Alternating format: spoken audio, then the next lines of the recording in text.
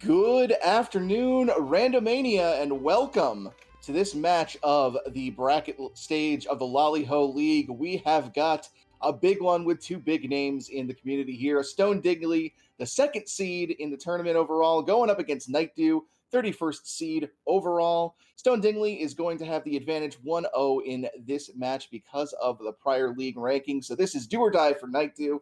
My name is Smatey, and I am downright honored to be joined in the booth today with none other than Rivers McCown himself. Rivers, how you doing today?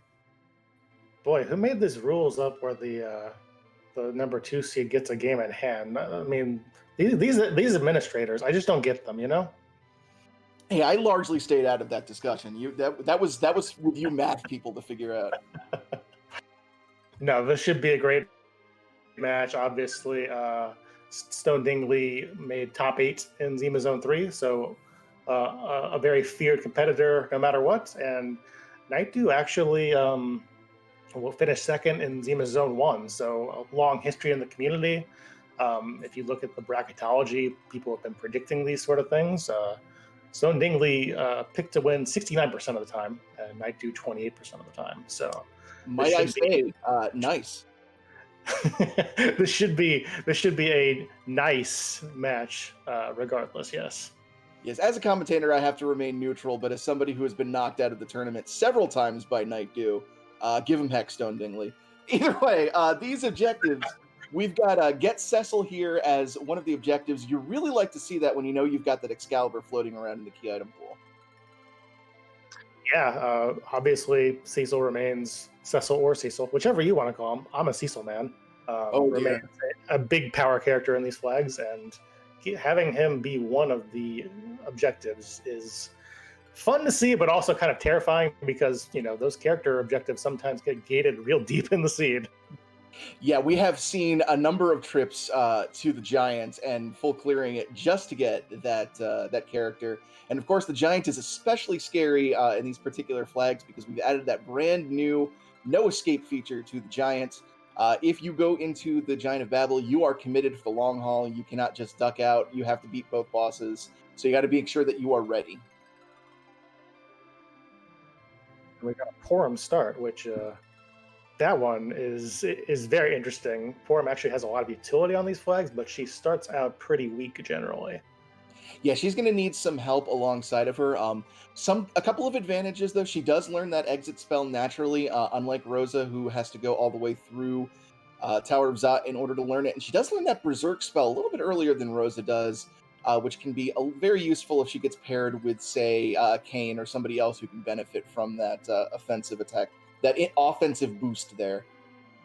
Yeah, generally with Porum, I tend to be a little bit more aggressive early game than Rosa because you do get Berserk a little bit easier. You don't have to say Doofabool. You can kind of pick and choose your spots rather than having to do everything just to get Berserk. So that does make things a little bit nicer. Yeah, and if she manages to get complemented with a Palom anywhere along the way, that Twin Cast spell can be very useful early on. Incredibly useful, especially against multi-target fights when you get that Stardust effect. And just enough power that these early game boss fights on the overworld can really be taken down easily with that. We don't have a naming scheme for Stone Dingley, looks like. We do have Final Fantasy Tactics for Nightdew. Great game. Approve. I think he's used this one before. Yeah, Nightdew's been a fan of the Tactics characters, and I can't blame him there. That's absolutely one of my favorites. So do you agree with the name choices, though? That's the question. The name choices. Do you have anything there that causes you pause? I kind of the thing about Final Fantasy IV is you really don't have any female fighter archetypes, so I understand putting Agrias on Rosa. I might move Agrias to Cecil, do a little gender bending there, just because, you know, I'm a big fan of the paladins there. I don't know, Ramza feels like more of maybe a Kain. I don't know about that. Yeah, well, it's interesting because also Delita does have strong Kain vibes, so you're kind of like picking and choosing there. Yeah, that's true. Like if you're going narrative wise, then yeah, Kain makes absolute sense for Delita because he's all over the field when it comes to his. Can you tell that we're stalling for time here, folks? Do you want to talk about Canadians and putting the letter U into things? Yeah, we were talking about that earlier. We wanted to appeal more to the Canadian audience, to really broaden Free Enterprise's appeal here. And one thing is when you have J spells on, you get that armor spell for white mages that really doesn't come into play. But I think it could come more into the meta if we added a U to it, appeal to our neighbors to the north, and maybe they'd feel a little bit more at home. Just catch our next race on twitch.tv/randomania. Oh, I guess somebody started. Earlier. Hey, we're starting the game. All right, Free Enterprise time. Hey, twins already. That's really, really fortunate for the runners. Darkness early. Wow. Cursed Ring, too, and that opening grab bag. That's really nice. Yeah, that is a huge weight off your the runner's shoulders, because now they know if they get one of those anchorable characters, don't have to worry about keeping them at minimum level. They can just slap a curse ring on them whenever they need to have a hard anchor.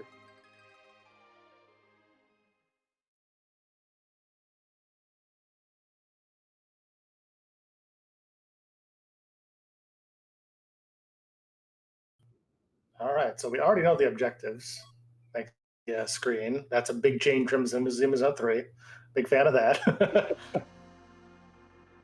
And Nightdew is immediately heading over to Mysidia to turn in that Darkness Crystal. Might be looking to grab some extra firepower from a third character here.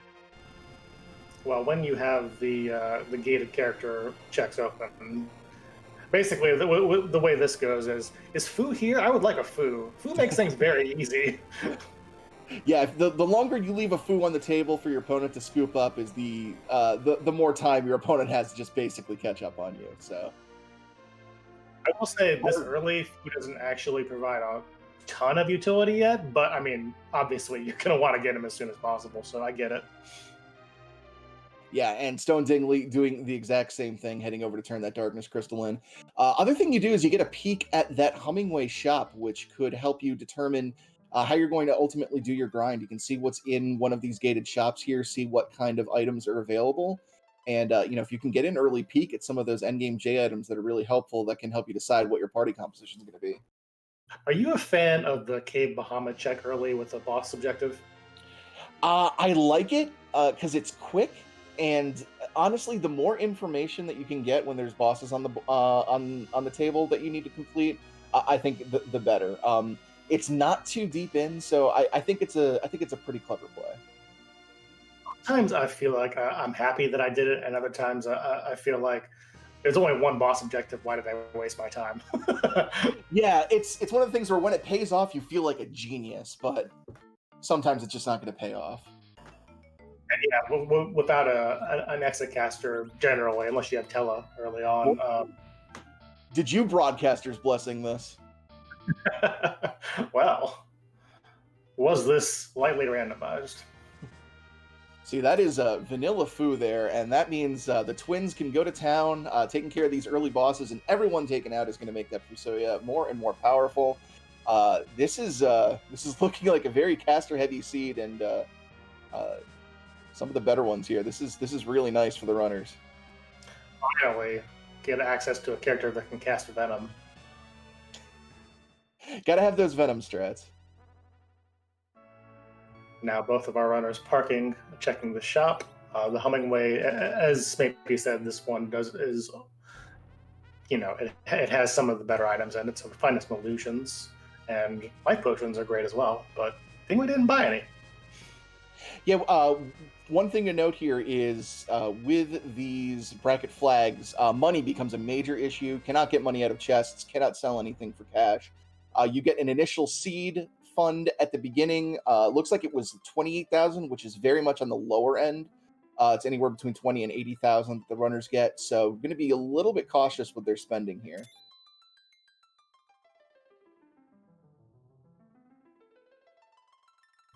I believe we started with a pretty low amount compared to some of these races that I've seen as well.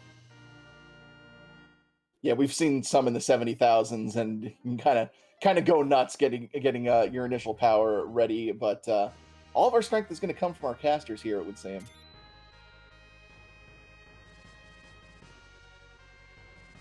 Nightdew headed for the Mist Cave.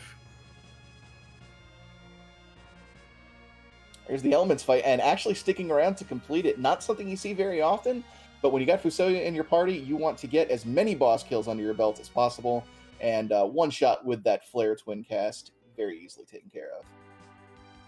Why didn't they cast Venom? That's the important question. Oh baby, Toad unlocked. The game has changed, folks. We are starting to roll. Toad, of course, very useful when you want to see a toad, and in not many other situations. Yes, that is what the Toad spell does generally.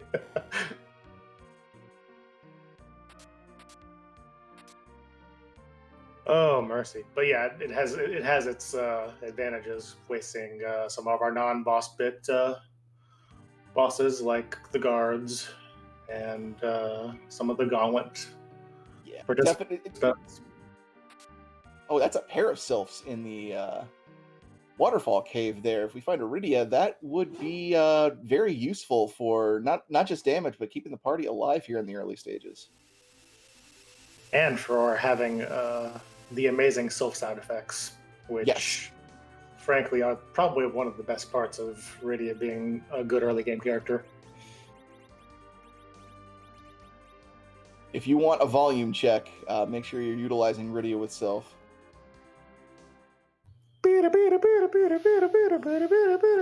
Oh, did we find Iridia already? Because I'm hearing a perfect rendition of those sound effects.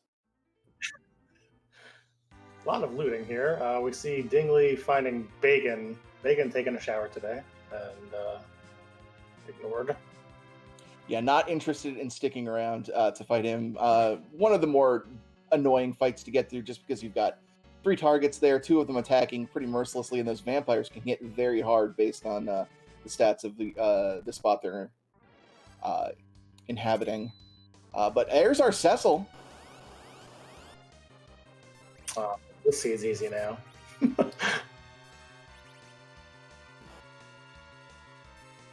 Yeah, fast find for him. Unfortunately, not able to take care of the take advantage of the Cecil quick kill here, since he is still just a Dark Knight. But between the 2 of the twins, Young should not be long for this world.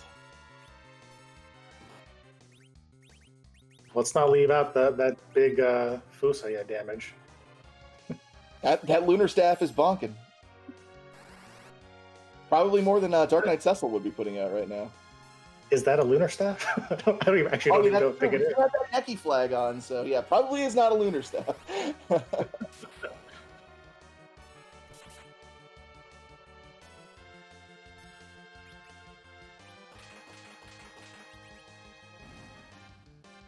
Another flare. That should be the end of this, and it is.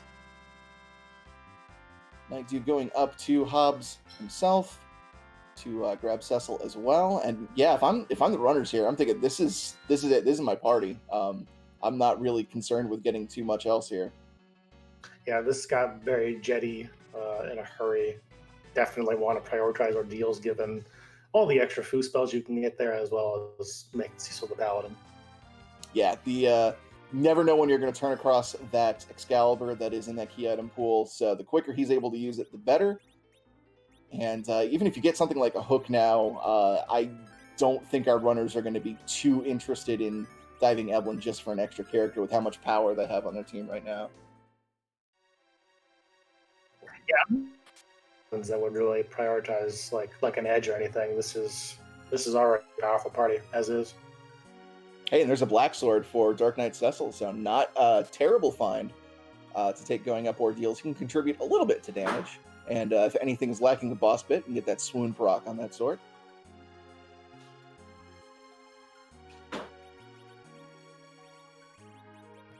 Comment.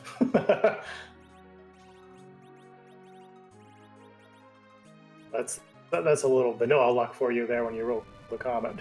Yeah. And Calcabrena inside the Antlion Cave. This is where you hope you get that Comet proc. Oh, we're going to see some Dark Wave action, actually. Very rare we get this ability soon. Heck yeah. Heck yeah, show off DKC. Take him out for a stroll. Let's go. This is a all-targeting ability that actually costs HP to use. You don't see it very often, but with the low HP total here combined with split 6 ways, you will able to easily mop this fight up. You earnestly love to see it. Oh, indeed. Oh, and that's an early Magma Key. How about the whole world's open now? Yeah. That's all there is to it. Not 10 minutes into the seed. Open World Randomizer now officially living up to its tagline. Oh, and there's a vanilla gauntlet. Well, not quite a vanilla gauntlet. It's still an alt gauntlet, so it's still drawing from random encounters in the area instead of being the fights you would normally see in the Fabul gauntlet. But this is where you would fight it. This is the best Dark Wave setup you could ever ask for. Yeah, just about anything you find here is going to be underneath that threshold to get hit by Dark Wave. You're absolutely right. And of course, Dingley, because he did Inland first, is going to get to double dip Fabul. See if that actually matters or not. Sometimes it doesn't. Sometimes the pan's just like, right behind Fabul 1, but could be an advantage. Yeah, brings back memories of those early days when fishing for the triple, the 3-in-1 Fabul check was always the highlight of a seed. Those were the days. Back when we didn't have these newfangled objectives. I just want my crystal. Give it to me. We just needed a crystal and a pass, and sometimes you found it in 10 minutes and you liked it. Fine. And it was always D machines or egg. Deal with it.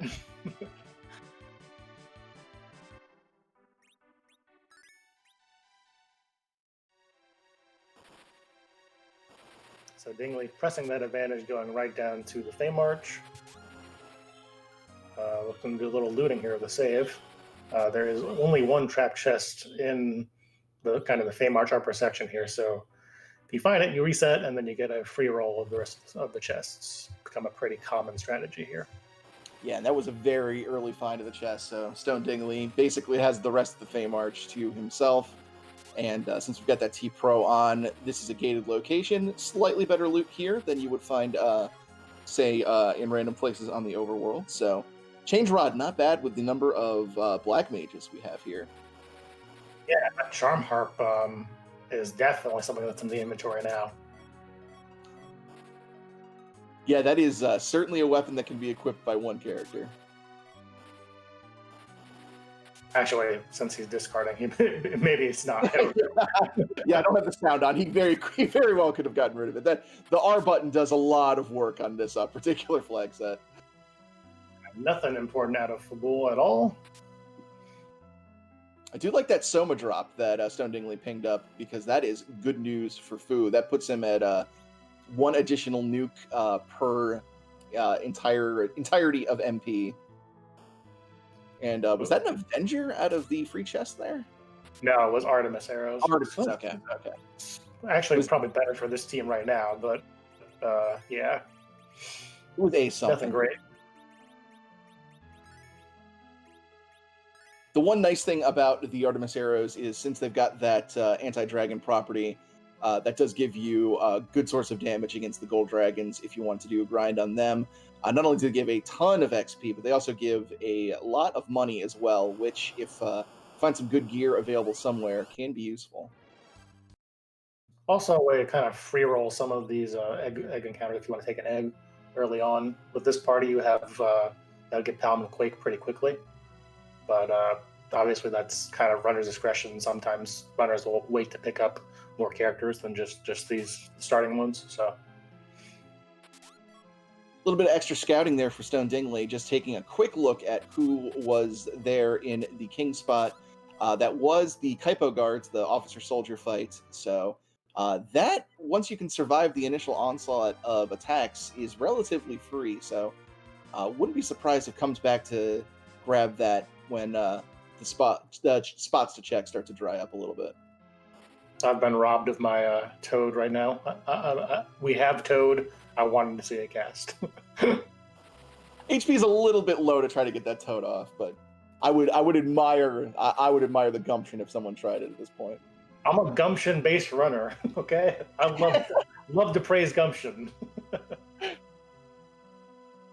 Two most important things when running any free enterprise seed are gumption and moxie. Oh wow, yeah, I can see it. I can see it totally.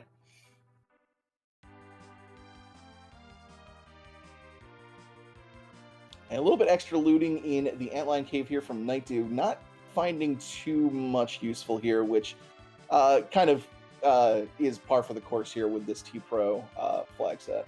No, not Chutzpah. Come on. It's gumption and moxie and tap dancing. That's where we're at. Mm-hmm. I mean, yeah, Chutzpah's a little bit try-hard at this point.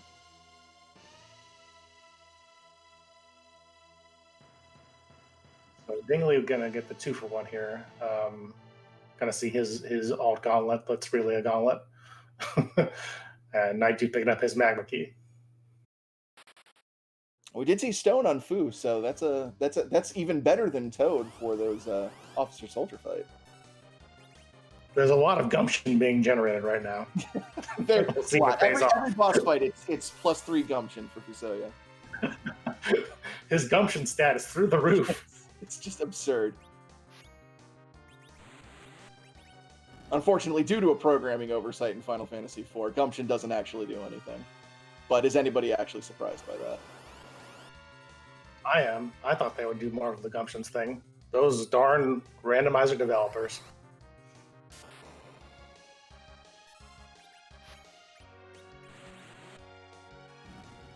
And getting a peek at Baigen from Nightdew. Is Nightdew going to stick around and fight it? Looks like he might. Wants that extra boss fight. Well, he also has Quake, so, I mean, that is an easy button for this spot. I mean, sure. Not quite as gumption a spell as Toad, but very effective nonetheless. Sure, but now he's got a chance to pick up +3 gumption, and that's the most important thing of all. Yeah, pretty good moxie on that decision. Lid 3 and Berserk. Nice. Yeah, Cecil will like that Berserk once he becomes a paladin and gets a decent weapon in his hands.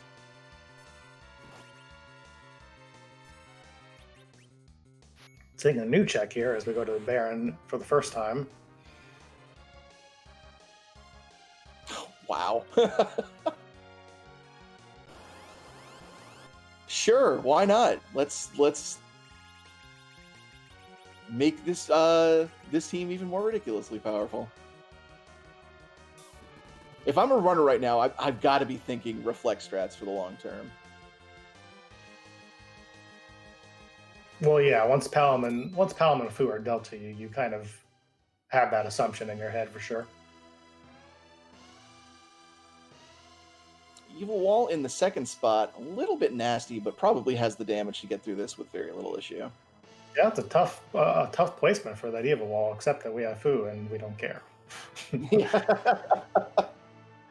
Very interesting. Yeah, any discussion of the difficulty is immediately undermined when you see that 3,000 damage pop up when 18 minutes into a seed. And down goes the wall, and we have added a second white mage to our ranks.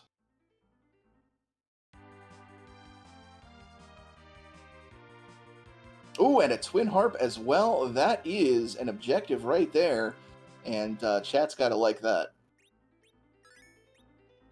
Yeah, it's our chance to hear me talk over the twin harp. Everybody's happy about that, right? That is absolutely your prerogative, and I'm not going to stop you. But you won't participate. Oh, no, absolutely not. I am too much of a coward to defy chat, but I'm also too much of a coward to defy you. So I'm gonna sit squarely in the middle on this one.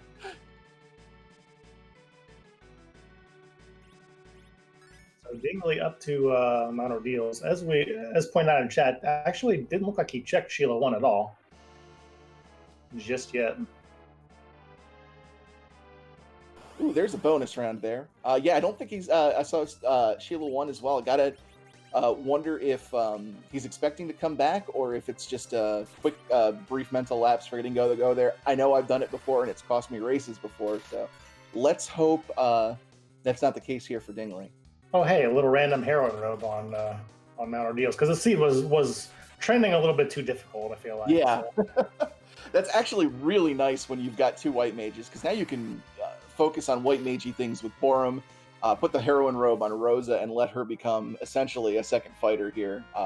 That's really, really nice, especially if we come across some good bows for her. Anyway, goodbye.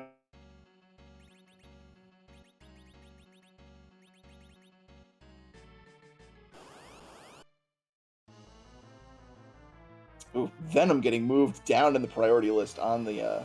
Oh wow, that's not fun.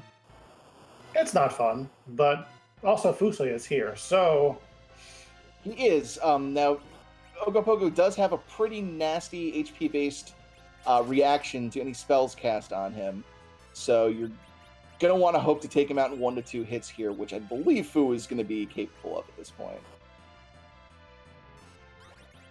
I gotta get Borum back up first. Oh, thought about that Venom spell. Yeah, I mean, deep thought was considered. It's like, what if he was poisoned? If only the poison spell worked. His HP might slowly drain.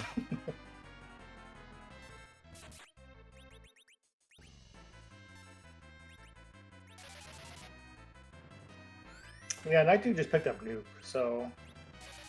I think wow, that additional I think his fight might be shorter here, A little bit, yeah. That extra boss fight in the waterfall cave is actually kind of huge for Nightdew here. It's going to be far less of a struggle than Dingley is having.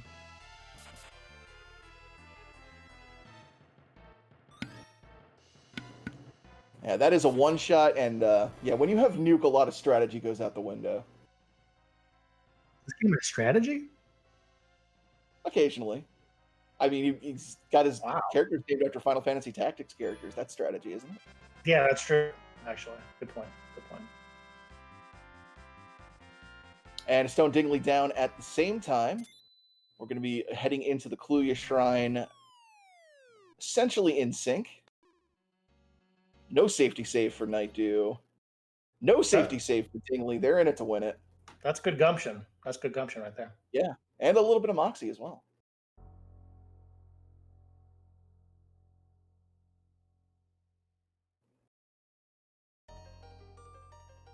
Tower key for the efforts. Yeah, when you've already got access to the underground and you are as powerful as you are right now with Fusoya, I'd be tempted to just make a play on that tower immediately.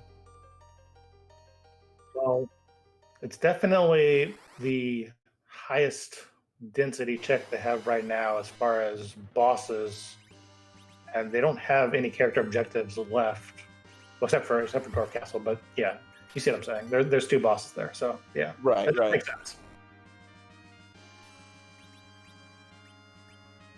Of course, if you're a Nightdew, you probably want to do the Twin Harp first because it's an objective, and if you clear it and it has another objective behind it, then you get on a roll.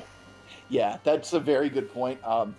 With a mage-heavy party like this, I'd be a little hesitant to do the Twin Harp, but with Fusoya with Nuke, that hesitation disappears. Even though there is a high magic defense at that Dark Elf spot, Nuke actually strips away a portion of magic defense, so you can just nuke it. So early Darkness Crystal, obviously you follow the Twin Harp because it's early, right? But after that, how quickly are you thinking about diving the moon with this party? Because this party is really set up for that. Yeah, I would be tempted to go very, very soon. Maybe if I found a stray hourglass or 2 somewhere, that would be like my big things. Go, okay, we're going right now because then I could fit in a couple of very easy Gold Dragon grinds while I'm up there. But yeah, I'm kind of with you that the earlier you get to the moon here, I think the better. Yeah, I feel like the early darkest crystal is usually more of a tell that, hey, there might be something on the moon that is required. I'm not saying that like as a developer, but like when I play these seeds and that happens, I'm kind of like, huh, maybe that's telling me something. Yeah, just so many bosses there to check, and we still have that boss check on the board. All of those high density of key items, which we still need for the other objectives. Yeah, there's just so much opportunity up there. And if you're able to take those fights on, you can just steamroll them back to back to back. If you get them done early enough, that's so much experience that you're getting. You might be able to forego a grind entirely. So yeah, there's just so much available to you that if you can do it, do it. Really doing a Sheila one check now finds the pan, of course. This was lightly randomized. It's I always find it funny when somebody does mount ordeals, finds demist in slot one, and then immediately they both forget about it. There was a lot that happened between now and then. That Ogopogo probably shipped them just a little bit. Maybe Dingley a bit more than Nightdew, having grabbed Nuke just beforehand.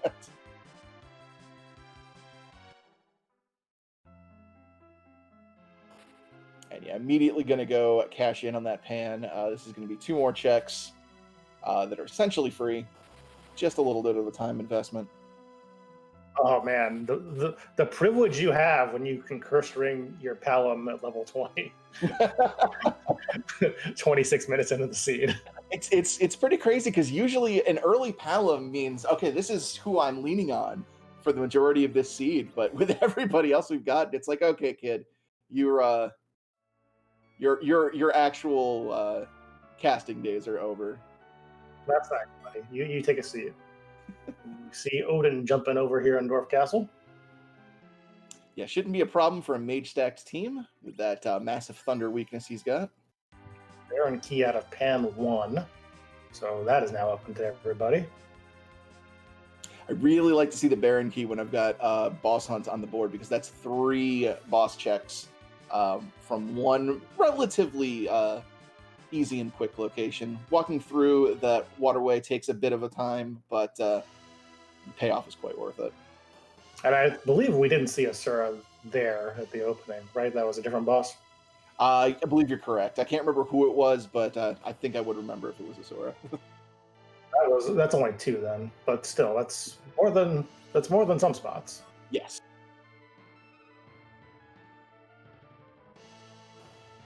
Tracker Plumeria Knight confirming it was a Sparkle at the beginning. So. And Legend Sword out of Pan 2. So Pan paying off pretty big early on. Yeah, Sheila indeed has the goods today. While we put Odin in the microwave, let's see what happens. Oh, hey, Virus. I love when Virus comes after Nuke. Oh, thanks. It's like, all right, I mean, HP sap, okay. This is very relevant to my life right now. Hey, 2 roses. I could not think of a single character that could have appeared there that Nightdew would have been eager to take. Yeah, not with this composition of things as they stand. So we got Earth Crystal out of the Mist Dragon. Dingley getting a lot of shiny objects. Yeah, Earth Crystal is nice with a character check on the board, but we've already found that Cecil, so its excitement kind of diminishes a little bit. It goes from the party rock to the polite gathering rock. There.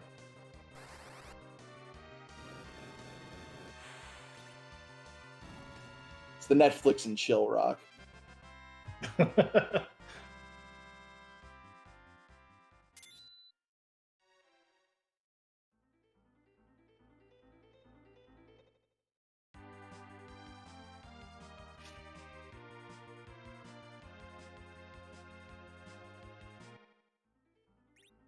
Oh, wow.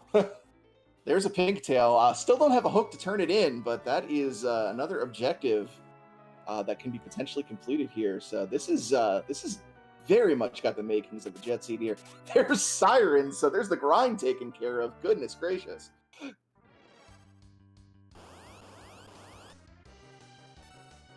Well, it's a good thing neither runner did went to the moon.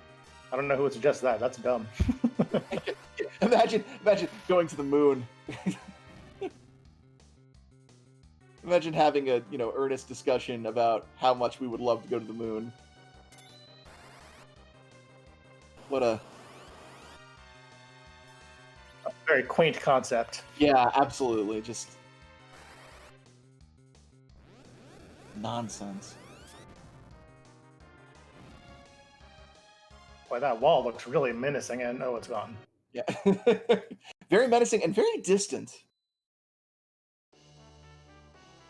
It stayed very distant. And Dwarf Castle down for Nightdew, heading over to the Tower of Babel to take advantage of that tower key. Can't imagine we're going to see much, if any, looting here. There are a bunch of trap chests that can give you some good gear, but that's not exactly a high priority with this team.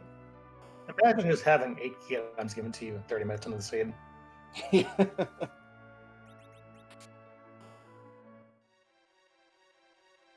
So you do have the divergence here. Stone Dingley is going to be taking advantage of that Sheila chain to go into Baron Castle here. As Nightdew goes up the tower, we'll see if either of these prove to be more fruitful. Stone Dingley doing a little bit of looting here in Baron Castle. 3 chests there, very easily accessible. I wonder if he's going to go out of his way for any more. Cecil will love that fire armor. Oh, Nightdew stuck himself in a room of Golbez. Well, the nice thing is there's a save point to refresh the team between here and the boss at the top of the tower, but I'm not sure if either brother has found Tensor Cabins yet. That was a good try. That was a good try to use Venom. Points for Moxie on that one. The Heroine Robe is blocking that initial stun there on Rosa. If Rosa doesn't get targeted, this should be pretty academic to taking Golbez out. Unless all that's left is Palom and Porm, this should be pretty academic either way.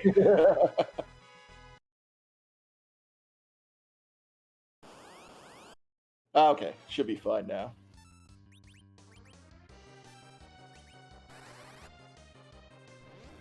And our Sparkle inside the Baron Castle is Pale Dim. One of the easier of the Lunar Sparkles. You're kind of hoping to find something a little more difficult there, but I guess we do already have Ogopogo out of the way. And it's gone. Goodbye. I wanted to talk about its mechanics. Oh, it's gone. Deal with it. But it counterattacks physical attacks with slow, and it's resistant to elemental attacks. And that would really matter on a different seed where you didn't have me. Golbez down as well, but not before sabotaging the super cannon. What a jerk. What a jerk indeed. And there's 3 of them on the throne. Speaking of boss bots that are really mean with that, with some weaker party members, these girls in this spot can put out a lot of damage, and there's a quake, so whatever. Well, we got to wind it up for a bit. We got a few attacks. You can talk about them a little bit. Sure. I mean, look at this fire too. Wow. Goodbye, Porm. 600 damage. Yeah, this is a hard seed with a different cast of characters available. Goodbye.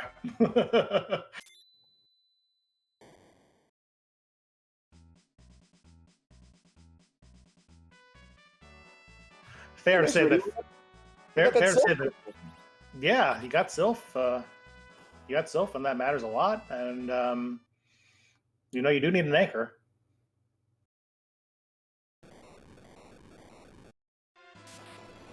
Yep, sacrificing one of the twins. Didn't see which one. I think it was Porum for Rydia to serve as the anchor for the rest of the seed. And there's another Lunar Sparkle. Top of tower. It's got to be Plague or D-Lunars, I think, are the only ones left. Have we seen the Wyvern? Oh, you're right. No, we have not seen Wyvern either. Now we have.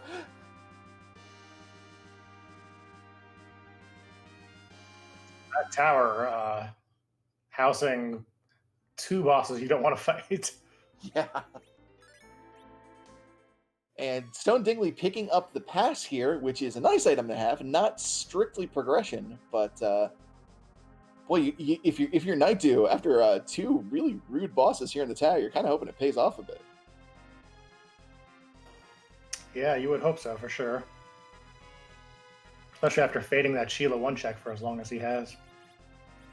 Yes, certainly. Stone Dingley wasting no time, heading right down to the basement to fight the Odin spot here. I'm a big fan of Whittia as a randomized name there. You like Whittia? Everyone likes Whittia, ooh. Duck season. Whittia season. Oh, there's Dr. Blue Guy.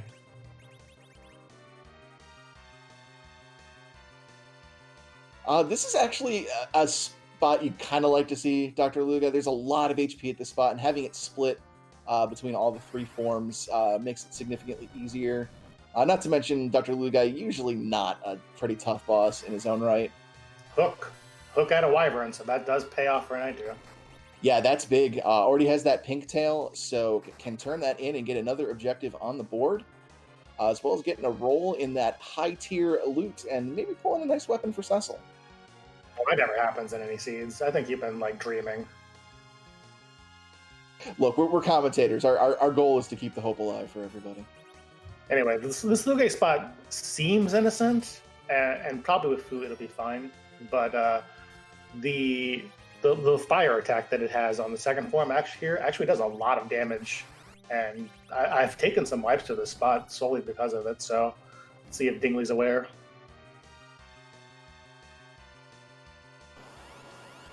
First form down, and spoopy skeleton form coming up.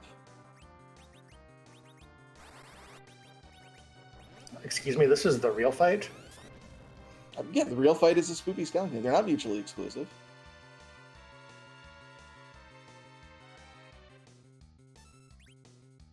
All right, avoided the hard part of things by avoiding the sleep.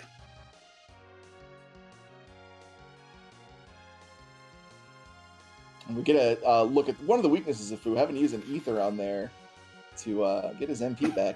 Boy, that was Adamant out of town. That was a quick aim for us. So, got Twin Harp, can Forge, got Pigtail. We are in no mode. Yeah, this is crazy. What a seed you have rolling here tonight, Shmoo.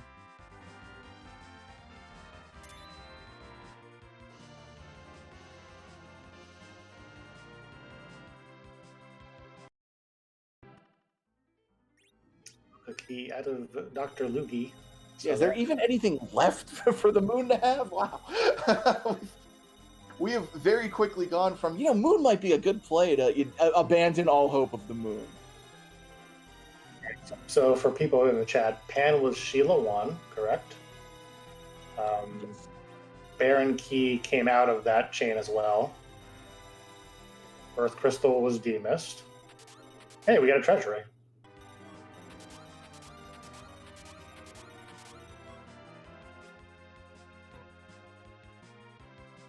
And we got a crystal sword. I mean, this seed isn't even trying. It's just like, hey, I got places to be, man. Look, it's gonna start spawning adamant armors. This can't be here. I don't even care. Zero misused big adamant armor giveaway.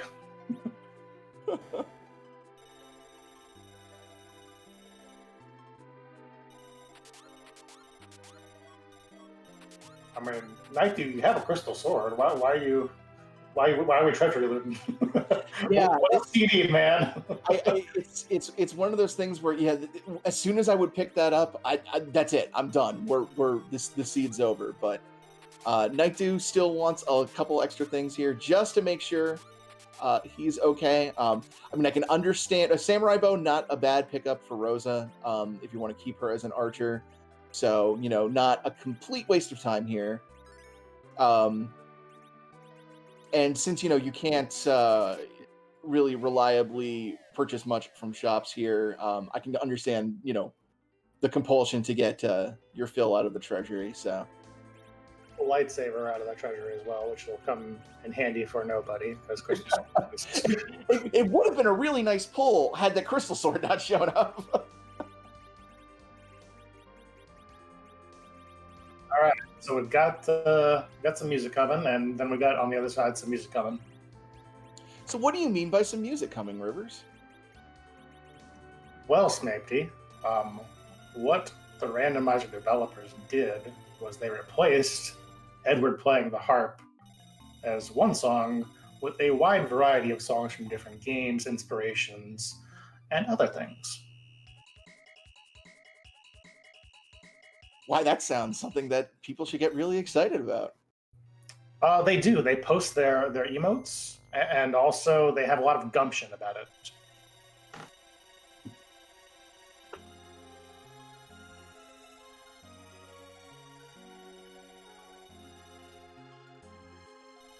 And a quick virus here from Fu to get the cutscene skip.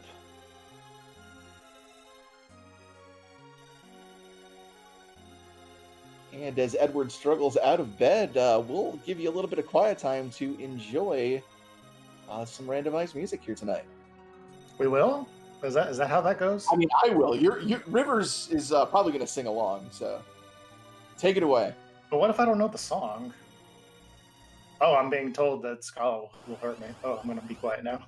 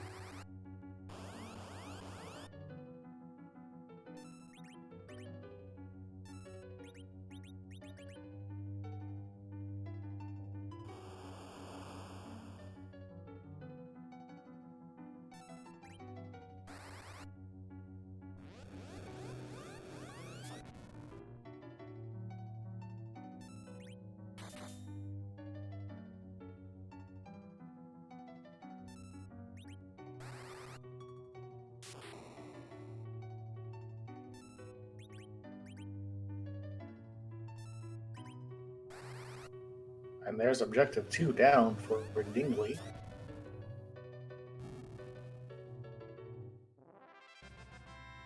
Picking up a package that nobody will ever use in this seed.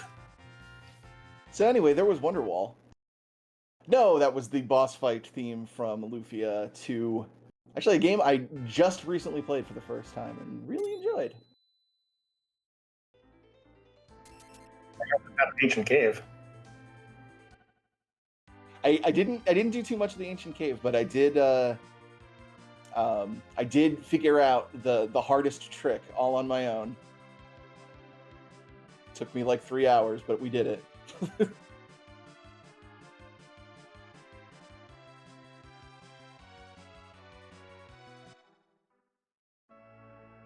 So yeah, let's see.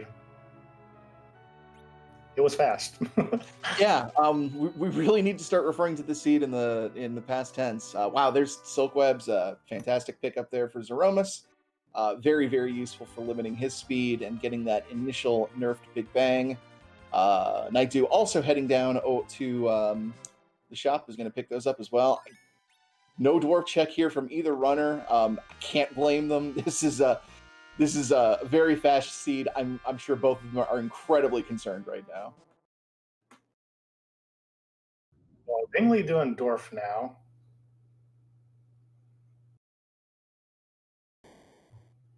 I believe that was our pink tail. There's been like so many items. Yeah, it's very yeah. I believe you're right. That was the pink tail, and I think just now Nightdew is heading to the Fame Arch here. This could be something a little different. He might be tempted to actually take on that officer soldier fight since he's checking it so much later than Dingley did. Well, he's also, because he did Fabul first, I think he's intentionally fading Sheila 1, which we know is not going to be the best thing for him. Yeah, unfortunately, it's going to have to be a triple dip, but yeah, I can absolutely understand the desire to try to find that pan. And the rest of Dingley's go mode is in Tower, at Hook, and Adamant out of that. So once Dingley does this and does Tower, he'll be on go mode.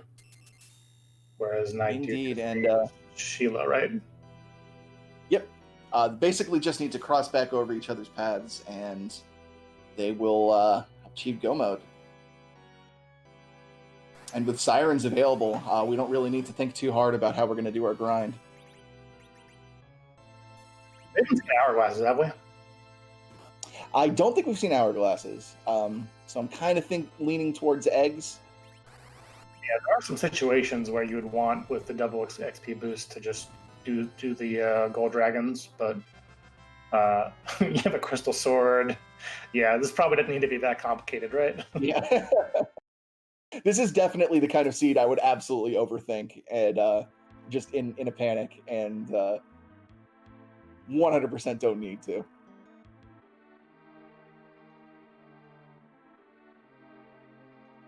So yeah, Nightdew is going to take a stab at this fight here. Boy, I hope Crystal Sword Cecil can do enough damage here. I hope Fu can get a stone spell off. Well, you know that's going to miss. Yeah, he is not in the center, so we're dealing with raw accuracy here. Which I think is, what, 60% base on stone?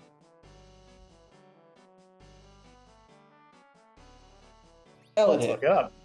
Whoa, look at that. It hit one, he used it once and it hit once, so apparently it's 100% accuracy. That's how statistics work. Every time.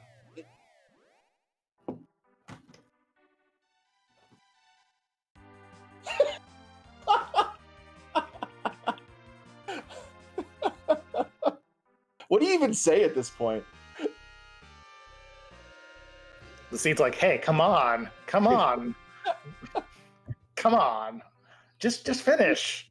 Come on. I'm bored. This seed has got things to do, places to go. It is not interested in hanging around.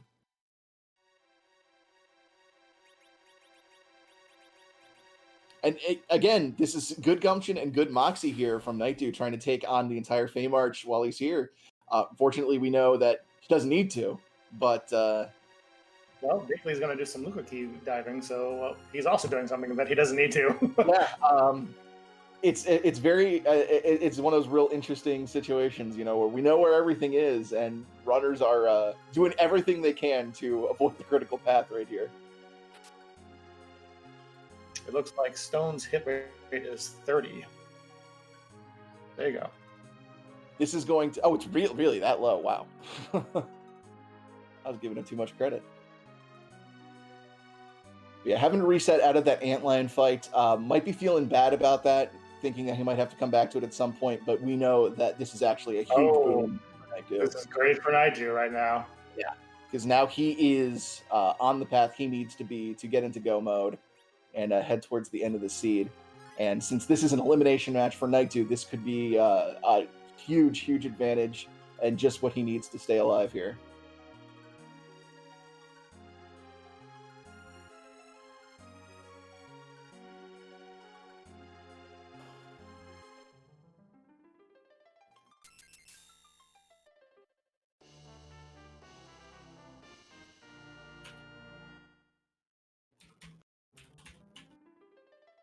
that's a crystal. It's not a crystal that we want, but it's a crystal. Yeah, I mean, still crystal. Probably just going to be checking the boss here. And yeah, that is not a Sora, so we are not interested. Nightdew about to find the pan is vanilla and then take another walk. But we'll be happy with the end of that chain. Oh yeah, most certainly.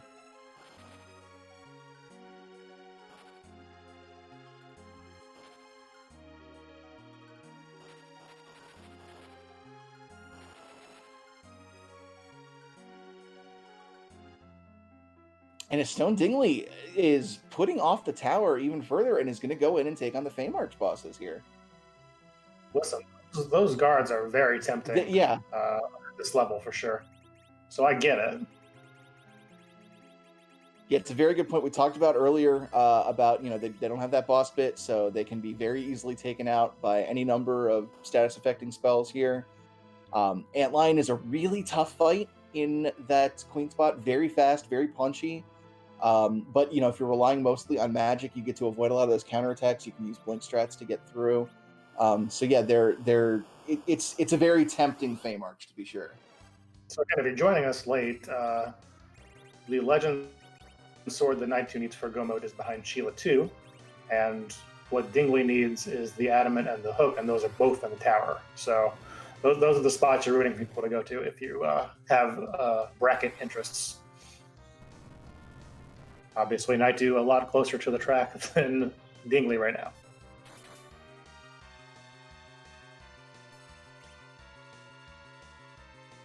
Yeah, and that's really interesting how that kind of shook out, just because when the runners were kind of following each other's path, Dingley had the advantage here, for the sheer fact that Nightdew was taking a little bit of extra time to loot here. But just by virtue of making different checks here, Nightdew has kind of stormed ahead. Well, Dingley will be glad to find that Excalibur since he doesn't have the Crystal Sword yet. Yeah, very, very true. He can make great use of that. We'll obviously switch over to the Crystal Sword once he does turn that pink tail in. But yeah, that Excalibur will get a little bit of use here in the tower when he goes up there. And against Antlion as well, if he chooses to have Cecil attack Antlion.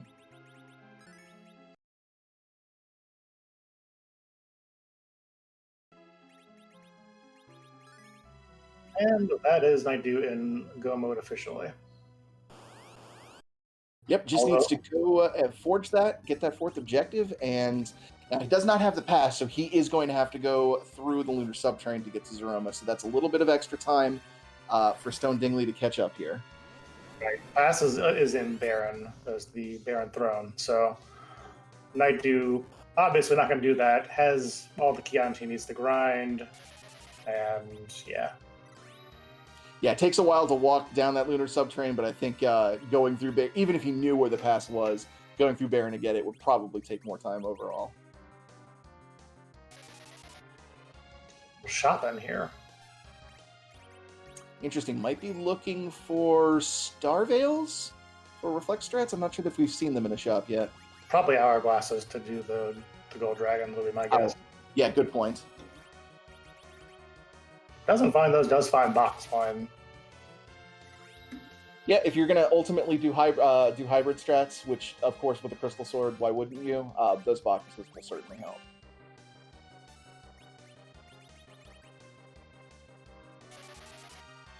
Really doing an excellent job of blinking everybody up for this fight. It's going really well. And unfortunately, it's a total waste of his time, but he does not know that.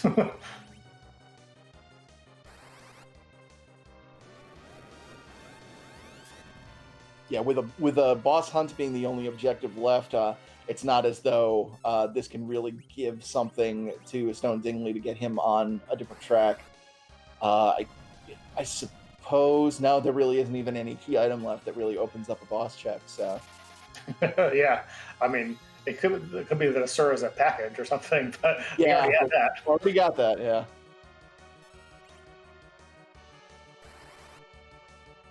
Coco says he's going to keep the Excalibur, and I don't think Nightdew is going to put up much of a fuss about that. Coco, the rudest character in the entire seed.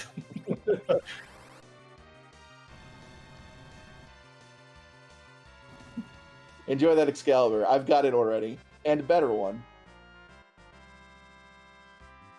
Yielding fine. Oh, that's a relief. And down for Dingley. Gotta pick up a big ol' defensor. So, just a pair of high-quality blades available in the Feymarch and not much else. Folks, we are selling for a limited time here in the Feymarch. 1888. 600 swords. We've got some swords for you. Now, there's only 15 minutes left on the special. And there might be less than 15 minutes left in the seed. Well, hang on. Let me sell some things so I can afford that. Oh.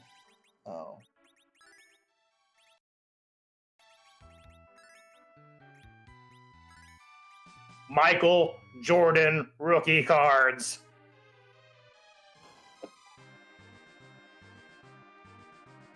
And Stone Dingley finally going up the tower, and this is the critical path for him. Now, he does have that pass, so he is going to be able to go right to Zeramus after he is in go mode and done his grind. But I still think the advantage is definitely with Nightdew at this point. It might come down to who grinds and what they grind on at this point. Yeah, that's very, very true. You've got to imagine Dingley is going to choose something along the lines of the egg grinds with those sirens available. Really no need to go to the moon if he doesn't have to, whereas Nightdew has to go through the moon anyway, so he's going to take that Gold Dragon grind most likely. No, choosing for the Warlock grind instead. Does have a mute bell, so that is a heads-up play there. I don't think these Warlocks are going to live very long, that's my guess.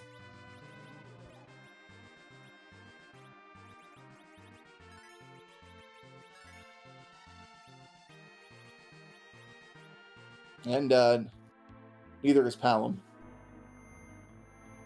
Well, somebody's got to be the anchor. You just hope it's not you. But on this feed with this party, couldn't be helped. Yeah, not much use for you, as we discussed earlier. Just the way it rolled. Very rarely do you get to see an early Palom be an anchor, but this is one of the rare cases where just everything was against him.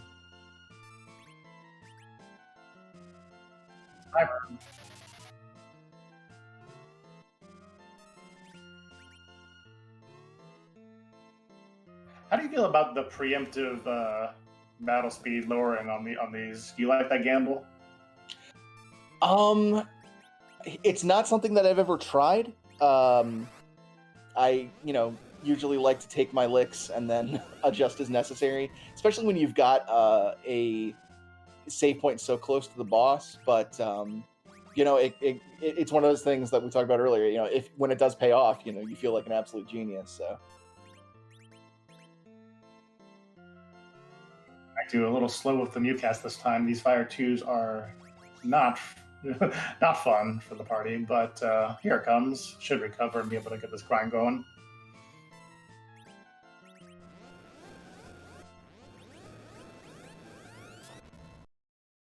Yep, everyone back up. Warlocks silenced. Should be good to go now. The Warlock Library grind. Shh.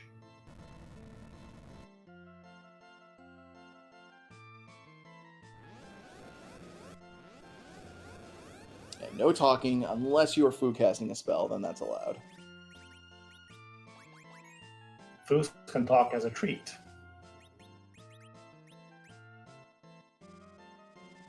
And we've got a beard.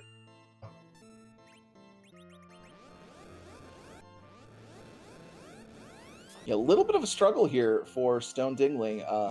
Thankfully, it's very manageable since after that opening Mega Nuke, Wyvern can only single target.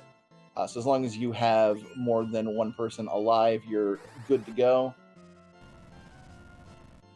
And Rosa whiffing on the Cure 3 because of the Heron Robe. Maybe just whiffing, period. I think Nightdew's the one who had the hair on rope, actually. Yeah. I'm not sure that Dingley picked that up because Nightdew was looting more chests than him. I don't think I ever saw that on Dingley's side. We're in the 40s here. I think maybe we're going to Cure 4 with Rosa and then go. That would be my guess, yeah. Cure 4 is just such a important piece of the Zeromus puzzle because it is significantly faster than Cure 3, and speed is of the essence in that fight. Getting a bit of a struggle for Dingley to finish this fight off here. Yeah, we just got that board AI targeting all the right characters at all the right moments. I take offense to board AI, and I'll tell you why. If you play vanilla, you know that this game already hated everybody who played it anyway. Board did nothing. Board did nothing about that. He just let that in.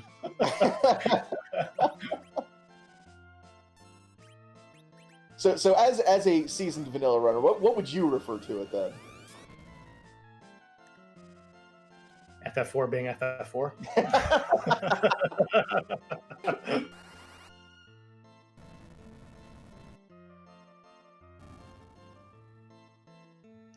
Level 44. We go on or staying? Looks like we might be staying here for another one. Yeah, should be one, maybe two more, and we should be there. Probably just the one more.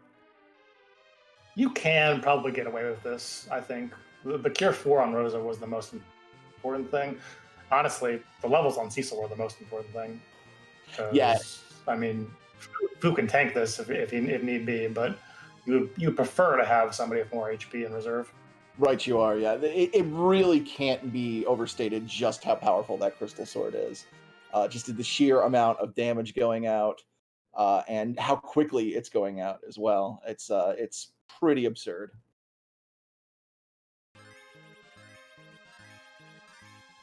We did get through that Wyvern fight. Has his hook. And we understand there are some technical glitches with that stream. Obviously, background working on it constantly. It's done pretty well to recover everything. Yeah, big shout out to Dishmu running the restream here and getting all of those issues ironed out.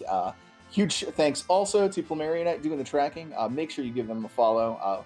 Without our volunteer work behind the scenes, we cannot bring these races to you, and they've been doing a bang-up job here tonight. Oh, are we going double Berserker here? Bringing Rose into the fold. Interesting. I love it. I really love to see this. Not something we get to see very often, so big treat.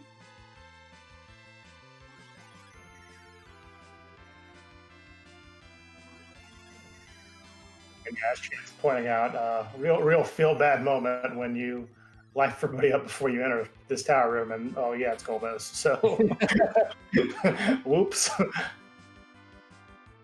Like we talk about rude bosses when they're in positions where they're incredibly difficult, but I really like the rude bosses that are just there just to be a pain. And I can't think of a more annoying spot for Golbez to be than right here.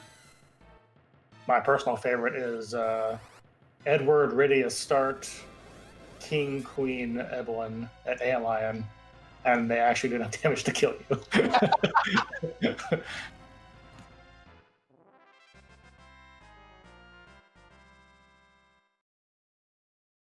And there's a dupe Edward on Hobbs just for extra comedic effect.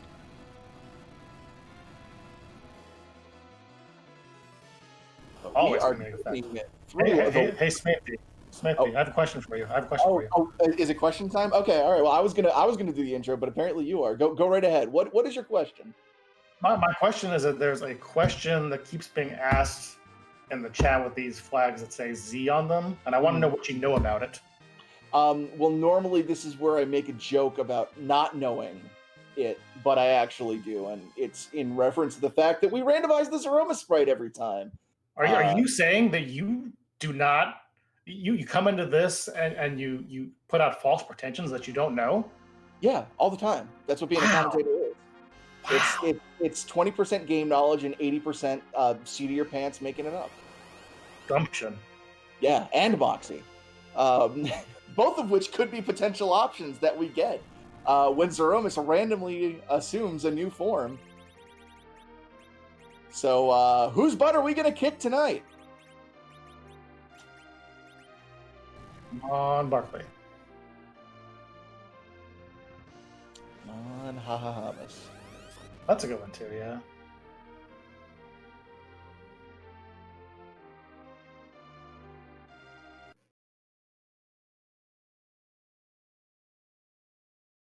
An Adamant in hand for Stone Dingley. That's going to be go mode for him as soon as he gets those turned in. And Pot of Greed! Snappy is butt cute. You know what? Kinda. I can see the cute factor here. It's a nice, happy smile. Sickly color scheme. Yeah, it's half cute. I trust your judgments, Snappy. Greedmus does not care about Fusoya, though. He does not. So you're interfering with my cute vibes. Get out my face. Goodbye.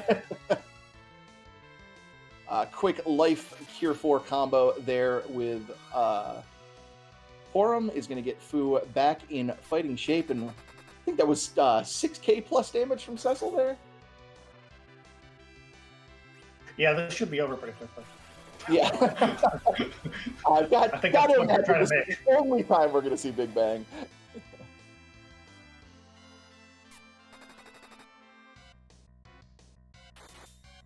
And Rose is no slouch either, putting up close to 2,000 damage here. Oh, Chad brings up a great point, actually, Snappy. I believe Green Mist was banned in tournament play. Ooh. We're going to have to get a ruling on this seed then. Got to be under review.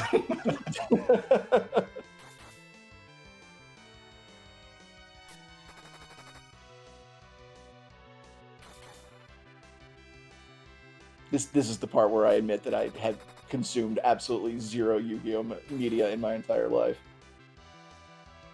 I'm running on pure cultural osmosis at this point. That's too bad, because I also have not played the Yu-Gi-Oh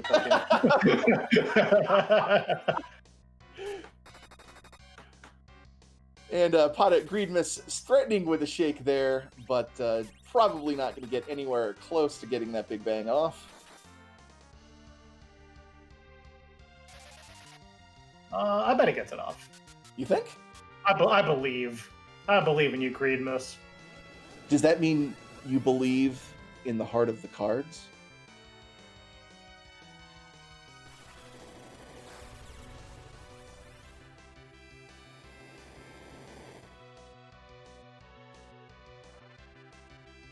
Oh, you deserve that.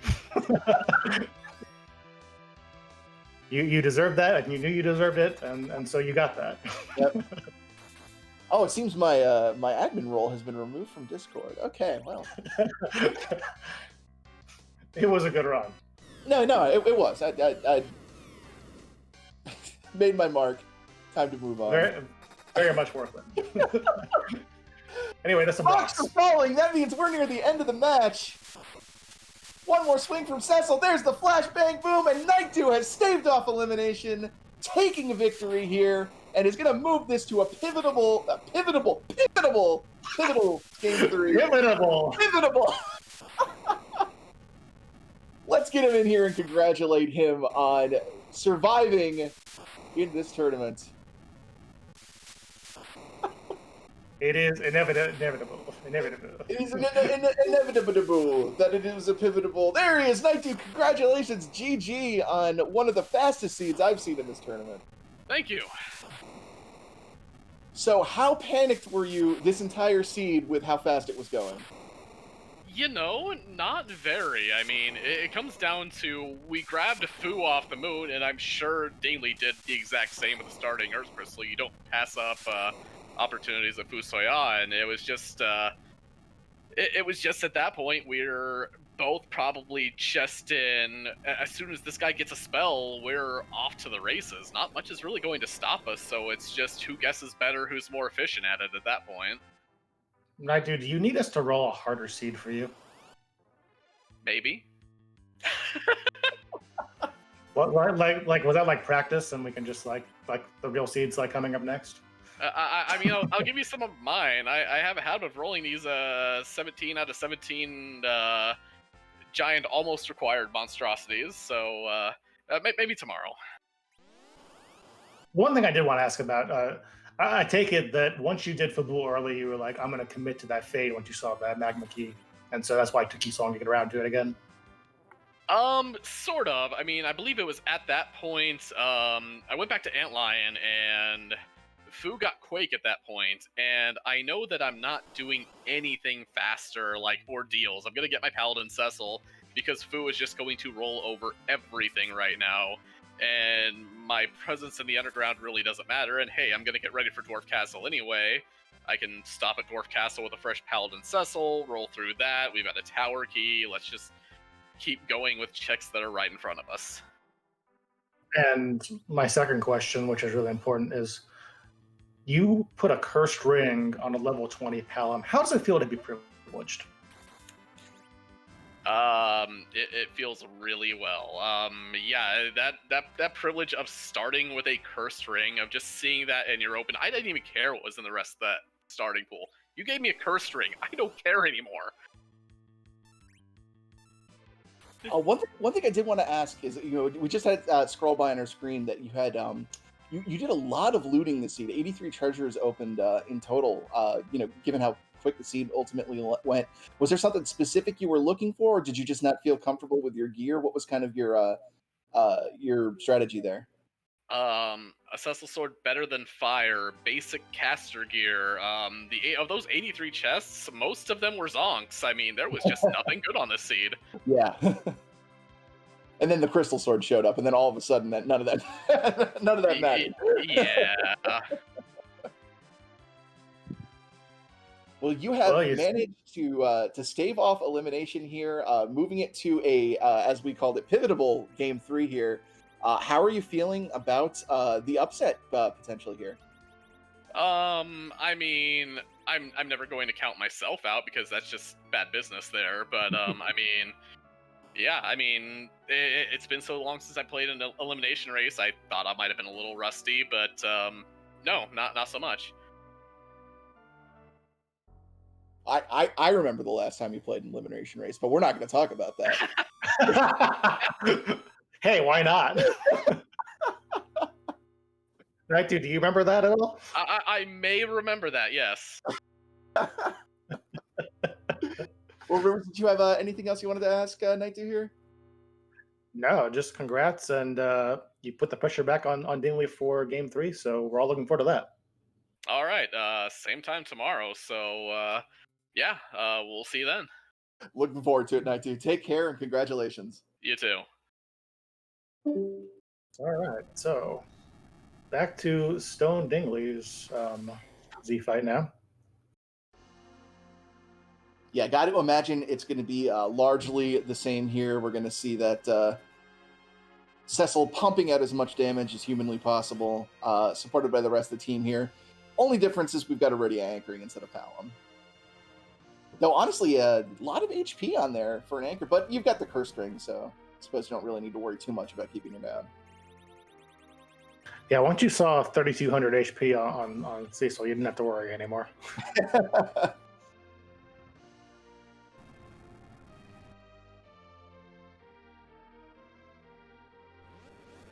You had back in the day when Cecil was always the agility anchor, there was always that concern about keeping him at a certain level, but if you had the crystal sword, all of those concerns flew out the window. Yeah, then we made it, made the agility anchor middle thing more standard, and yeah, it turns out people like Cecil, and the people who love Final Fantasy IV love Cecil, and they love Rydia, it turns out. Very popular characters. I know my own personal infatuation with Paladins began with Final Fantasy IV when I was a wee lad, so Cecil always has a place in my heart. Very rarely do I hear anybody saying that Sid needs more power. That's all I'm going to say. I mean, he's got a hammer that casts nuke now. What else could he possibly need? I don't know. I mean, some people were talking about making him equip the Avenger. That would actually be kind of fun. But would it be vanilla? Absolutely not. Indeed. No, I think Sid's has a lot of strengths that kind of go under the radar. He's a fantastic early game carry, and he's one of those characters you don't mind keeping around to the end game because of his massive HP pool. He can soak up nukes and big bangs and still be able to throw items around, and that's a incredibly useful thing, especially when you're in some harder flag sets like some of our distinct character flag sets where you only have, say, 5 characters to work with. That's a really, really important role to have. My impression is that there are a lot of Yu-Gi-Oh players who dislike this card for whatever reason, and I bet they're having fun watching it getting nuked.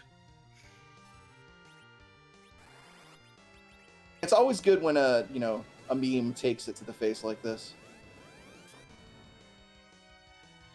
Yeah, we should have treasury music, Mus. just a music staff with the notes on it, and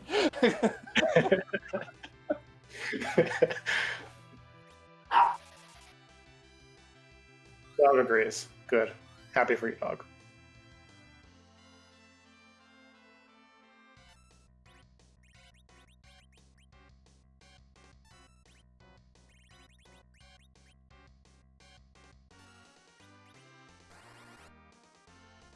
Anyway, fight going. It's been more reflex strats than Crystal Sword, which has been a little surprising, but reflex strats are generally faster if you nail them, and that is where we're going with this. Yet you get to skip that HP refill that let the developers cheat about how much HP Zoromas actually has, because of that hard rule that you can't counter a counter, and Reflect is considered a counter, and his HP refill is considered a counter. So, a developer intended thing, not a glitch. We like to call those oversights. The FF4 Japanese community does consider that a glitch in the rule set. So, oh, interesting. Good to know. Me, I think it's developer intended. I have no biases at all, having been the one to bring these strats over to America.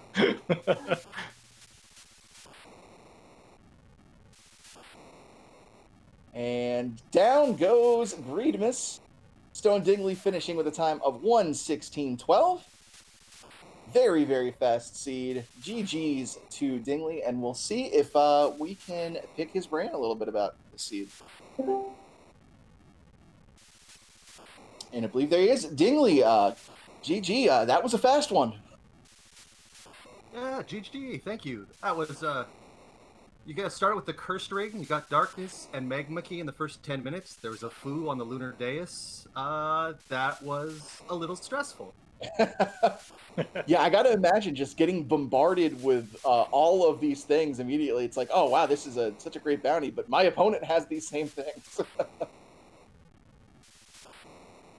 So once you started getting, these strong characters early, early access to just about everything, what was kind of your process for the routing you decided? Like, what was your thought process to check what you decided to check? For the most part, it was what can I get through really fast? And of course, with a Fu with a nuke, you can get through a lot of things really fast. So at that, it was just whatever's closest. So, I was by Baron when I got the Baron key. So I'd just go in there and check that out. And that turned out to be a whole rabbit hole. But, it's with such an open world and so much firepower, it's whoever gets the luckiest on their checks, it makes the fewest zonks. Speaking of that firepower, was there ever a strong temptation to go to the moon early? Oh, definitely. I was just talking with Nightdew about that, about how it's just you got the sirens. You could have gone and did some Gold Dragon grinds. You got multiple casters who can cast Stop. You got cast Weak. You could have done the whole thing, and and it still would have been double required to go to Lower Babel.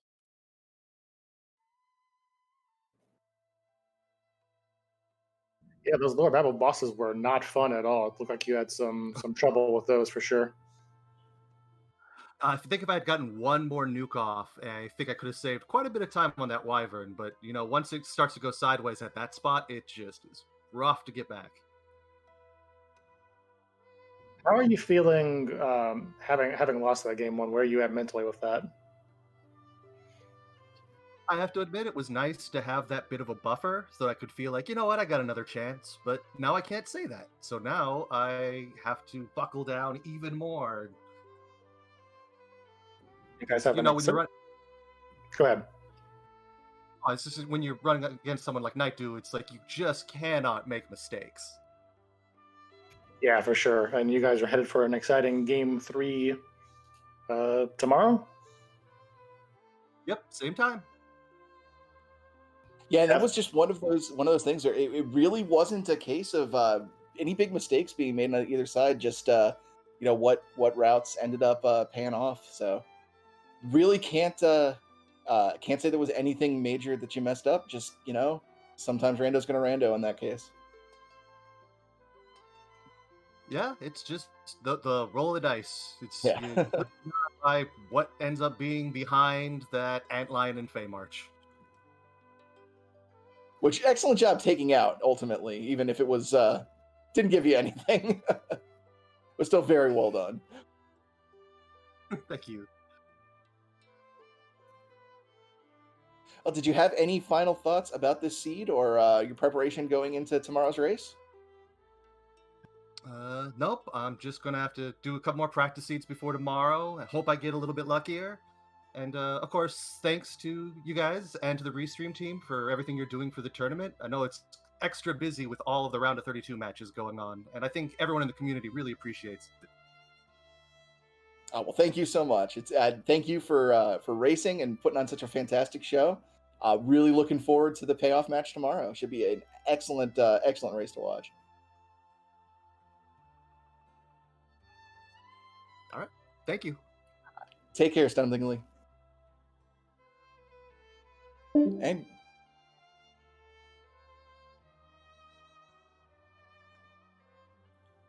gosh, just like that, we're done, Rivers. That was that didn't take much time at all. Do you want to talk more about Canadian spellings for things?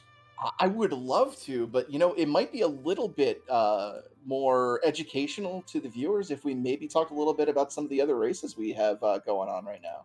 Oh, fine. So at 7 Eastern, we've got Dusty Griff and Poydrak on Free Enterprise. At 7 p.m. Eastern, we have Vitasia versus Moonblaze Wolf on Randomania 2. And right here on the original Randomania, we've got Acre versus Pankraz.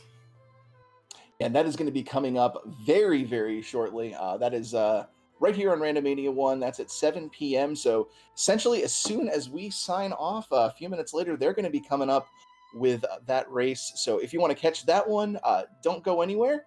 And we've got those other races available all throughout. And a huge shout out to Randomania, by the way, for hosting our tournament and for just being a fantastic partner all throughout this. Really appreciate getting to put Free Enterprise all over the place and just getting as many matches broadcast as we can. So thank you very much to them. Yeah, thank you once again to our fellows behind the scenes, so to speak. Got Dishmu doing the restream, and tracking was Plumerian. I did a great job. Yeah, absolutely. Big shout out to all of our volunteers. Like I said before, without them, we cannot have these broadcasts. We cannot put on as many races as we are able to.